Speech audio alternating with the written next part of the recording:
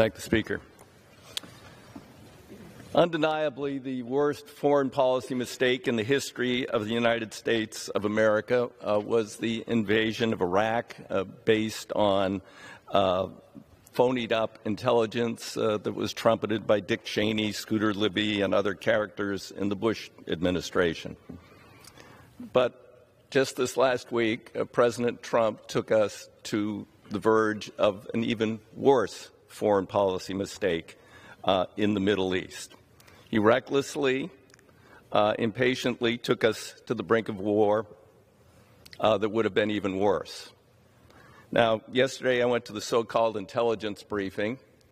They offered no intelligence regarding immediate, imminent threats to the United States, our troops, or allies in the region.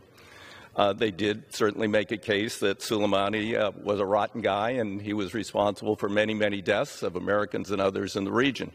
But that was all recited past history. That didn't talk about any immediate threats or any intelligence that would lead to it. They further went on to say that the legal justification was the authorization for use of military force in the invasion of Iraq, which, of course, was based on phony intelligence regarding weapons of mass destruction he didn't have. So that's even more extraordinary if you think about that. But last week also the President tweeted what he said was his compliance with war powers. He then went on to tweet a threat of all-out war against Iran. And then he went further to tweet that he would order that war crimes be committed during an all-out war against Iran.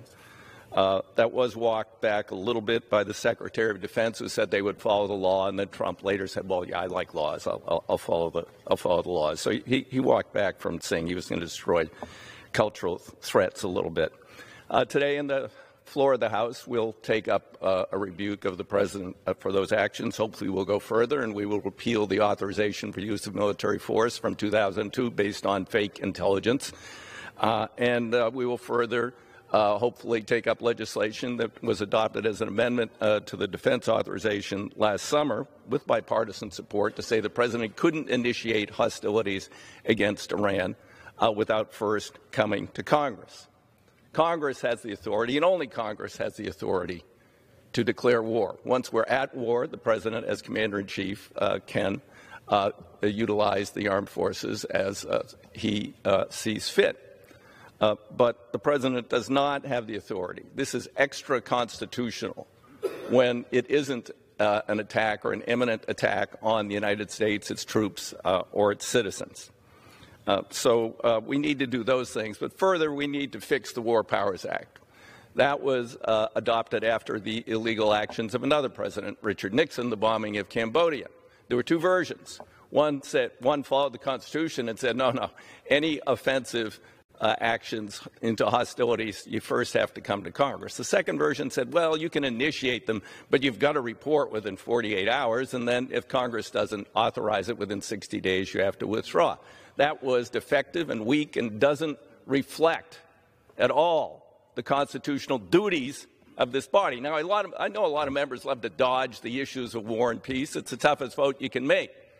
And that's essentially what they did at the time. We wink and a nod, well, we'll let the President do these things. Hey, if it works out, we'll take credit. If it doesn't work out, oh, well, then we can castigate him later. So I've introduced, yet again, a bill that comprehensively reforms the War Powers Act to reflect the constitutional authorities and duties of the United States Congress.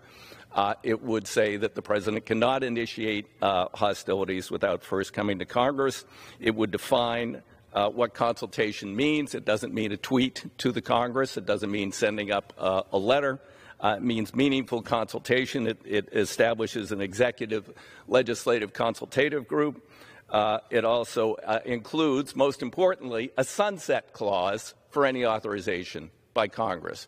I mean, 1,000 years from now, the United States, I guess, if we don't repeal the 2002 authorization for use of military force, we can attack whatever Iraq is 1,000 years from now. That's absolutely absurd. And then finally, it does give Congress the authority and standing to go to the courts should the President violate the Constitution and the War Powers Act in the future. Any president.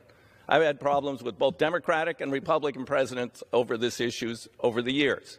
Clinton, Bosnia, Bush, obviously, in a number of cases, and then Obama in Libya and other things that he did, also based on the fake intelligence in the 2002 authorization.